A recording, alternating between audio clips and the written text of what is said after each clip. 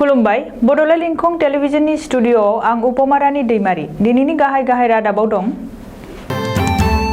BTR गोरोबथाया हाखु दाखुयै खालामनाय गोरोबथा नङा बुंदों लरेन्स इस्लारि। बिटिआर गोरोबथानि 6.3 दफानि सायाव सोलोंथाइ बिफाना सावरायदों। धालिगावआव सासे ड्राग्स फालांगिरि हमदों।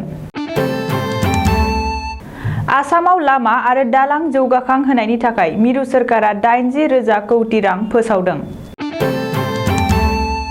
हजायाव फिसाया बिसिखौ सिखाजों दानथारदों। गोदान महर मोनफिनबाय मानास माहारियारि हाग्रामा। दानिया आबुं रादाब। बिटिआर गोरोबथाया माब्लाबाबो हाखु दाखुयै खालामनाय गोरोबथा नङा। थांनाय गोलाव समाव जिल्ला, महकुमा, सार्कोल, दखरा, दालाइसा थाखोआव 1000निबो बांसिन थावनियाव मेलेमजिबिफोरनि मेल खुंनानै बयनिबो बोसोन बादियै बिटिआर गोरोबथाया महर मोनदों। बे बाथ्राखौ बुंदों बिटिआर गोरोबथानि गुबुन सासे सागानगिरि आरो एबसुनि गाहाय नेहाथारि लरेन्स इस्लारिया। चिरां जिल्लानि बेन्दोंआव थानाय बेंटल दखरा एबसुनि बानजायनायाव बिटिआर गोरोबथानि 3.1 दफा बादियै बिटिआरआव गामि सोसननाय आरो दानख'नायनि थाखाय सोरखारा दानानै होनाय कमिसननि बागै सावरायनाय मेलाव लरेन्स इस्लारिया बिटिआर गोरोबथाया हाखु दाखु जानाय गोरोबथा नङा होननानै बुंदों। मख'नो गोनांदि बिटिआर गोरोबथाखौ खालामनायनि सिगां सागानगिरिफोरा मोजाङै नायबिजिरनो थाखाय सम मोनाखैमोन आरो बर' हारिनि मेलेमजिबि सानसुमैफोरजों सावरायनाय जायाखैमोन होननानै गुबुन गुबुन थाखोआव अजद सिखांबाय थानायनि बागै लरेन्स इस्लारिया बुंदों दि बिटिआर गोरोबथाखौ रेभेनिउ खालामनायनि बाथ्रा बुंग्राफोरा थांनाय गोलाव समाव बर' हारिनि खौसेथि, सिनायथि, थामोनथा आरो रैखाथिनि थाखाय सोमावसारनायाव 1 मिनिटबो ओंखारफायाखैमोन। बे मेलावनो बाहागो लानानै बिटिआर गोरोबथानि कमिसननि सोद्रोमा आरो मिरु एबसुनि लेङाइ आफादगिरि जयन्त बसुमतारिया बुंदों दि कमिसना फैगौ 2 नबेम्बरनिफ्रायसो गावनि हाबाफारिखौ जागायसिगोन। कमिसना गिबियावनो सनितपुर आरो बिश्वनाथ जिल्लाजों लोगोसे लखिमपुर जिल्लानि बर' गामिफोरखौ सोसननायनि खामानिखौनो गिबियाव मावग्रोगोन आरो सिमा ओनसोलाव थानाय गोसो जानानै ओंखारलांनो नागिरनाय बर' नङै गामिफोरखौसो एरख'नाय जागोन जाय आसामनि बर' नङै गामिफोरजों नांजाबफानानै दङ। नाथाय गंसेबो बर' नखर आरो गामिखौनो बिटिआरनिफ्राय एरख'नाय जानाय नङा होननानै जयन्त बसुमतारिया बुंदों। बिटिसिनि सोलोंथाइ नेहाथारि अमरज्योति बर्मननि मासि सामलायनायाव दिनै बोहैथि बोसोर थांनाय 27 जानुवारि खालाराव जानानै थांनाय बिटिआर गोरोबथानि 6.3 दफायाव मख'नाय बर' बिजोंजों लोगोसे गुबुन गुबुन बिजोंनि गुदि, गेजेर, गोजौ फरायसालि, senior secondary, junior college, B Ed college आरो डिग्री कलेजनि सायाव मावख'आरि थाखोनि गुवारै सावरायनाय मेल खुंफुंनाय जायो। बे सावरायनाय मेलाव क'क्राझार, बाक्सा, उदालगुरि आरो चिरां जिल्लानि फरायसालि नायदिंगिरि, बिटिसिनि सोलोंथाइ दिथागिरि जेपि ब्रह्म, बर' थुनलाइ आफादनि आफादगिरि तरेन बर', गाहाय नेहाथारि प्रसान्त बर', मिरु एबसुनि आफादगिरि दिपेन बर', गाहाय नेहाथारि लरेन्स इस्लारि आरो माखासे दैदेनगिरिफोरजों लोगोसे गुबुन गुबुन बिफानफोरनि मावख'गिरिफोराबो बाहागो लाफैयो।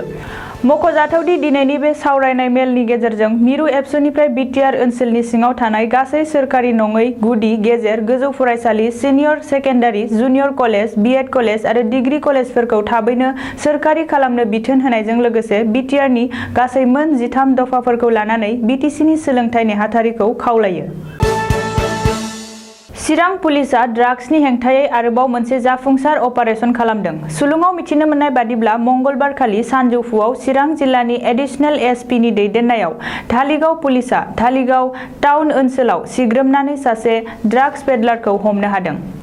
हमजानाय ड्राग्स पेडलारखौ बरतला गामिनि सुकुर आलीनि फिसाज्ला 36 बोसोर बैसोनि आली आकबर होननानै सिनायथिनो हादों। बबेखानि आली आकबरजों लोगोसे ड्राग्सजों आबुं गं 8 प्लास्टिक कन्टेनार, गंसे खालि प्लास्टिक कन्टेनार, नोगोद 3,340 रां, गंनै मबाइल फन, AS-16G 5964 नम्बरनि गंसे रयेल एनफिल्ड हिमालयान बाइकखौ चिरां पुलिसआ हमनो हादों। बे जाथायनि सायाव नायबिजिरनो जागायबाय होननानैबो चिरां पुलिसआ सुलुङाव फोरमायथिदों। मख'नो गोनां दि चिरां पुलिसआ ड्राग्सनि हेंथायै गोख्रों अपारेसन खालामगासिनो दं आरो गोदान ड्राग्स फालांगिरिफोराबो पुलिसनि जेयाव नांगासिनो दं। आसामाव हान्थामेला बिथिंखौ साबसिन खालामनो आरो आसामनि गासैबो राजालामा आरो दालांफोरखौ बानायनाय आरो जौगाखांहोनायनि थाखाय मिरु सोरखारा 80,000 कौटि रां फोसावदों। मंगलबारखालि जगिघ'पायाव भारत हादरनिनो गिबिसिन माल्टी मडेल लजिस्टिक पार्कनि अन्थाइ खुन्थिया गायसन्नाय हाबाफारियाव भिडिअ कनफारेन्सिंनि जोहै बाहागो लानानै मिरुनि हान्थामेला आरो राजालामा मन्त्रि नितिन गडकरीआ बे बाथ्राखौ बुंदों। बबेखानि गुवाहाटी जगिघ'पा लामाखौबो 4 लेन बानायनाय जासिगोन। बेजों लोगोसेनो बुरलुंबुथुर दैमानि सायाव गोदानै बानायनो गोनां धुबुरी फुलबारी फोनांजाबनाय 9 किल'मिटार लावथाइनि दालांखौबो फैगौ दान 2-3नि गेजेरावनो जागायसिगोन होननानै फोसावदों मिरुनि हान्था-मेला मन्त्रि नितिन गडकरीआ। बेनि अनगायैबो जरहाट जिल्लानि निमाती घाट गाथोन आरो माजुलि फोनांजाबनाय दालांनि खामानिखौबो थाबैनो आबुं खालामसिगोन होननानै मिरुनि मन्थ्रिया फोसावदों। हजाइ जिल्लानि मराजार पुलिस थानानि बेन्दोंआव थानाय सानजा जमुना गामियाव फिसाया बिसिखौ दानथारदों। नुरमिया मुंनि सासे सुबुङा गावनि बिसि रेसमिना बेगमखौ खास्रि-गिस्रि सिखाजों दानथारदों। बे जाथाया ओनसोलनाङै दुंहाव थासारि सोमजिहोदों। सुलुङाव मिथिनो मोननाय बादिब्ला सरासनस्रा आबाद मावनानै जाग्रा नुरमियाया मंगलबारखालि मोनाबिलियाव बिसि रेसमिना बेगमजों नखरारि बाथ्राखौ लानानै नांलायनाय दान्थे-बिदान्थे जायो। नाथाय बे फिसा जाथायावनो उननि समाव गेदेर जालाङो आरो हिंसायारि महर लायो। नुरआ गावनि रागाखौ हमथानो हायैयाव बिसि रेसमिना बेगमखौ उनथिंनिफ्राय सिखाजों दाननानै जाथाइसालियावनो बुथारो। रिपर्टनि बायदिब्ला बिसिखौ बुथारनायनि उनाव नुरमियाया खारखुमा लांनो नाजादोंमोन। नाथाय बे समावनो गामिनि रायजोफोरा हमनानै नुरमियाखौ गाज्रियै बुग्लियो। उननि समाव पुलिसआ जाथाइसालियाव थांनानै दायनिगिरि नुरमियाखौ एरेस्ट खालामो आरो रेसमिनानि गोथै सह'खौ पस्टमर्टेमनि थाखाय दैथायहरो। कभिड-19 बादि गिख्रंथाव बेरामनि गाग्लोबनाय थासारिनि थाखाय मानास माहारियारि हाग्रामाखौ गोलाव समनिफ्रायनो बन्द' खालामना दोननाय जादोंमोन। थांनाय गोलाव सम 7 दाननि उनाव माहारियारि हाग्रामायाव गोबां दावबायारिफोरा दावबायफैनायखौ नोजोर थिनो हायो। नाथाय आसाम सोरखारा आनलक 5 फोसावनायनि उनाव हाग्रामानि बिफानारिफोरा फिन दावबायारिफोरनि थाखाय 2 अक्ट'बर खालारनिफ्राय बेखेवना होफिनो मानास माहारियारि हाग्रामाखौ। मानास माहारियारि हाग्रामाया बेखेवफिननाय उनाव गोबां दावबायारिफोरा कभिड-19 नि थिखाना होनाय नेमखान्थिफोरखौ मानिनानै हाग्रामायाव हाबफैनायखौ नोजोराव खोख्लैजायो। फारसेथिं मानास माहारियारि हाग्रामानि खाथि-खाला थानाय रिजर्ट आरो हटेलफोराबो बेखेवनाय आरो लोगोसे दावबायारिफोरनि सुबिदा जेरै जिप साफारि, मैदेर साफारिजों हान्थिनायनि राहायाबो आबुं जायो। मानास हाग्रामानि समायना नुथायखौ नायनो थाखाय देग्लाय गुबुन हादोरनि दावबायारिफोरा फैनो हास्लाबाब्लाबो भारत हादरनिनो गुबुन गुबुन जायगानि दावबायारिफोरा दावबायनो फैगोनखौ आसा खालामनो हायो। दानिया बोथोरनि खौरां। गाबोन बृहस्पतिबार खालिनि बड'लेण्डनि बोथोर। भारतनि बोथोर बिगियानख'नि सुलुं बादियै गाबोन बृहस्पतिबार 22 अक्ट'बर खालि बड'लेण्ड हालामनि अख्राङाव दोमैलुनाय, सान्दुं दुंनाय आरो अखा हानायनि जाथावना दं। बड'लेण्डनि आवथायाव थानाय मोनब्रै जिल्लानि बोथोरनि गाबोननि सुलुंफोरखौ फारियै खोन्थालांनो लानाय जाबाय। क'क्राझार जिल्ला। गाबोन क'क्राझार जिल्लायाव बोथोरा 32 डिग्री सेल्सियास जागोन। फुंबिलि समाव अखा दोमैनाय, अखा हानाय आरो सान्दुं दुंनायनि जाथावना दं। सानजौफु समाव अखा दोमैनायजों लोगोसे अखा हानाय आरो सान्दुं दुंनो हागौ। थिग बेबादिनो हरनि समाव अखा दोमैनायजों लोगोसे एसे बिबांनि अखा हानायनि जाथावना दं। चिरां जिल्ला।